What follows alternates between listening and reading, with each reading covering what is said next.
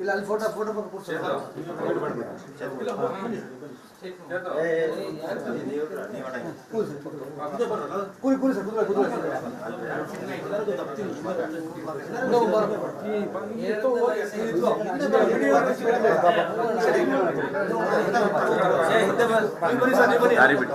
ಬರ್ರಿ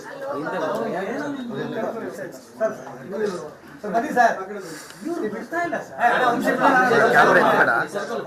ಕ್ಯಾಮ್ರಾ ಎತ್ತರ ಸೌಟ ಇಲ್ಲ ಸರ್. ಶ್ರೀನಿವಾಸ್ ಸರ್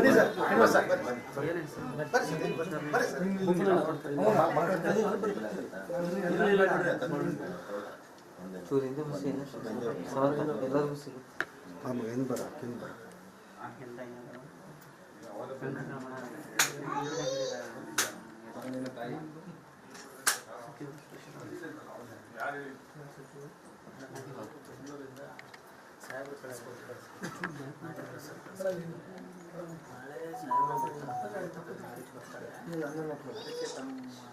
ಮಾತಾಡಿ ಹೋಗೋಣ, ತಮ್ಮ ಮಾಹಿತಿ ತೊಗೊಂಡು ಹೋಗೋಣ ಅಂತ ಸಾಹೇಬ್ ಬಂದು ಬೆಂಗಳೂರಿಂದ ಮಿನಿಸ್ಟರ್ ಆಫೀಸಿಗೆ ಏನಾದ್ರು ಹೇಳಂಗಿದ್ರೆ ಸಾಹೇಬ್ರಿಗೆ ಹೇಳಿ ಸಾಹೇಬ್ರಿಗೆ ಅವರು ನಾಗೇಂದ್ರ ಸರ್ ಇನ್ಫಾರ್ಮ್ ಮಾಡ್ತಾರೆ.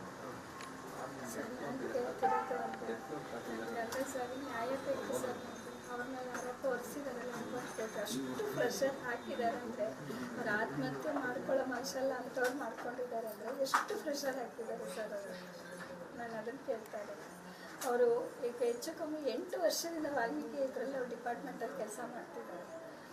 ಅವರು ಎಷ್ಟೋ ಸಲ ನನಗೆ ಹೇಳಿದ್ದಾರೆ ಈ ಥರ ಪ್ರೆಷರ್ ಇದೆ. ಬೇರೆಯವ್ರು ಹೇಳಿದ್ರು ಮೇಡಮ್ ತುಂಬ ಪ್ರೆಷರು ಸರ್ ಮೇಲೆ ಯಾವಾಗಲೂ ಇರುತ್ತೆ ಅಂತ. ಅಷ್ಟು ರೆಸ್ಪಾನ್ಸಿಬಿಲಿಟಿ ಇದ್ದು ಮನುಷ್ಯ ಹೋಗಿ ಈ ಕೆಲಸ ಮಾಡ್ತಾರೆ ಸರ್. ಸರ್ ನಾನು ಡೈಲಿ ವೇಜಸ್ ನಡಿ ಈಗ ಶುರು ಮಾಡೋಣ. ಕೇಸರಿಯಿಂದ ಮನೋಲ್ಲಾಸ ಮನಸ್ಸು ಮತ್ತೇರಿ ಕುಣಿದಾಡಿದೆ ನೋಡು, ಮನಸ್ಸು ಮತ್ತೇರಿ ಕುಣಿದಾಡಿದೆ ನೋಡು. ಕ್ಷಣ ಕ್ಷಣವೂ ಆಚರಿಸಿ ಕೇಸರಿ ಹಬ್ಬ. ವಿಮಲ್ ಬಾಯಲ್ಲಿ ಹೇಳಿ ಕೇಸರಿ. ಜಿಲ್ಲಾ ಕಲ್ಯಾಣ ಇಲಾಖೆಗೆ ಡೈಲಿ ವೇಜಸ್ ಕೆಲಸಕ್ಕೆ ಹೋಗ್ತೀನಿ ಸರ್. ನಮ್ಗೆ ಅಷ್ಟು ತೊಂದರೆ ಇದೆ ಸರ್. ನಾವು ಹೊರಗಡೆ ಹೆಣ್ಮಕ್ಳು ಕೆಲಸ MPM ಇರೋವರೆಗೂ ಅವ್ರಿಗೆ ಮಿನಿಮಮ್ ಸ್ಯಾಲ್ರಿನೇ ಇದ್ದಿದ್ದು. ಅದು ಮರ್ಚಾಗಿ ಅವ್ರು ಪರ್ಮನೆಂಟ್ ಆಗೋದಕ್ಕೆ ಹೆಚ್ಚು ಕಮ್ಮಿ 8 ವರ್ಷ ಓಡಾಡಿದ್ರು. ಈಗ ರೀಸೆಂಟಾಗಿ ಆಗಿರೋದು ಅವರಿಗೆ. ಹಂಗಿರುವಾಗ ಯೋಚನೆ ಮಾಡಿ ಸರ್ ನಮ್ಮ ಪರಿಸ್ಥಿತಿ ಯಾವ ಥರ ಇದ್ದಿರ್ಬೋದು ಅಂತ.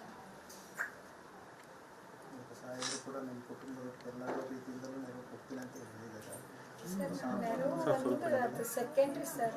ನಾನು ಹೇಳ್ತಿರೋದು ನನ್ನ ಗಂಡನ ಸಾವಿಗೆ ನ್ಯಾಯ ಬೇಕು. ಯಾಕಂದರೆ ಅಂಥ ಒಳ್ಳೆ ಮನುಷ್ಯ ಸರ್ ಅವರು.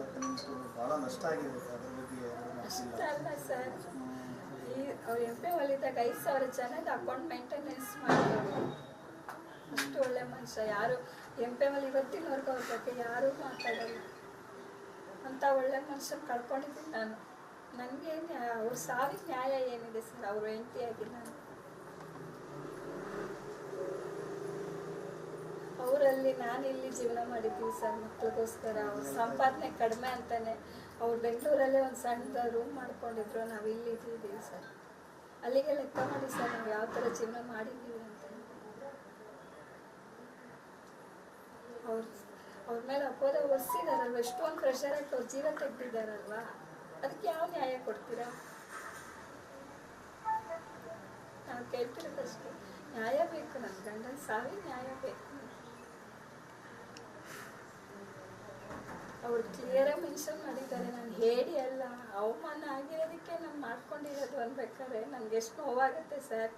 ನಾನು ಅಂಥ ಕೊರೋನಾ ಪೀರಿಯಡಲ್ಲೆಲ್ಲ ನಾವು ಎಷ್ಟು ಇದಾಗಿ ನೋಡಿ ಅವ್ರನ್ನ ಜೀವ ಉಳಿಸಿ ಹೊರಗಡೆ ಕರ್ಕೊಂಡ್ಬಂದಿದ್ದೀವಿ.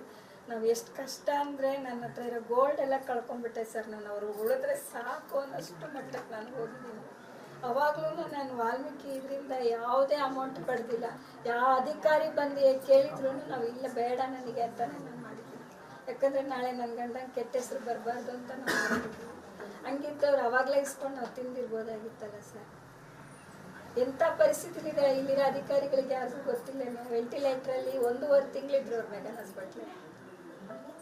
1.5 ತಿಂಗಳು ವೆಂಟಿಲೇಟ್ರಲ್ಲಿ ಇದ್ದು 8 ತಿಂಗಳು ಆಕ್ಸಿಜನ್ ಕೊಡಿಸ್ಕೊಂಡು ಮನೇಲಿ ಸಿಲಿಂಡರ್ ತಂದು ಇಟ್ಕೊಂಡು ನಾನು 3 ತಿಂಗಳು ಮಗುನ ಯಾವ ಥರ ನೋಡ್ತೀವಿ ಆ ಥರ ನೋಡಿದ್ದೀವಿ ಸರ್ ನಮ್ಮ ಮನೇಲಿ. ನಮ್ಗೆ ಅವಾಗ ಎಷ್ಟು ಖರ್ಚು ಎಷ್ಟು ನೋವಾಗಿರ್ಬೋದು ನೀವೇ ಹೇಳಿ ಸರ್. ಹಾಗಾದರೆ ಕರೋನಾ ಪೀರಿಯಡಲ್ಲಿ ಯಾವ ರೀತಿ ಇತ್ತು ನಿಮಗೆ ಗೊತ್ತಿಲ್ಲ.